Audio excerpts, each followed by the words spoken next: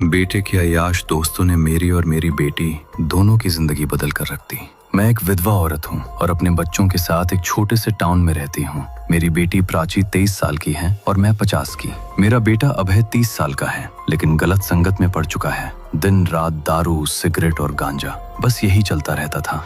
वो अक्सर अपने अय्याश दोस्तों को घर लेकर आता था। उनकी नजरें मुझे और प्राची को देखकर ऐसी घूमती थीं कि मैं सब समझ जाती थी। एक दिन मैंने अभय को समझाया, घर में जवान बहन है और तू ऐसे भूखे सांड जैसे दोस्तों को घर लेकर आता है। कहीं कुछ ऊंच नीच हो गई ना तो किसी को मुंह दिखाने लायक नहीं रहेंगे। वो हंसकर बोला, अरे मम्मी, वो ऐसे नहीं है। लेकिन मैं जानती थी कि आजकल के लड़कों को रिश्तों से ज्यादा औरत का जिस्म दिखाई देता है। धीरे धीरे मैंने नोटिस किया कि अभय का एक दोस्त प्राची के कुछ ज्यादा ही करीब आने लगा है। प्राची भी उसके साथ हंस हंस कर बातें करती थी। मैंने प्राची से पूछा तो वो बोली, मम्मी ऐसी कोई बात नहीं है, वो बस नॉर्मल बात करता है। लेकिन मैं समझ रही थी कि लड़का उसे बेड तक ले जाना चाहता है। एक रात गांव से खबर आई कि मेरी चाची की मौत हो गई है। मुझे तुरंत निकलना था। मैं प्राची को उठाने उसके कमरे की तरफ गई, लेकिन अंदर से सिसकारियों और बेड के धक्कों की आवाजें आ रही थी। मैंने खिड़की से झांक कर देखा और मेरे होश उड़ गए।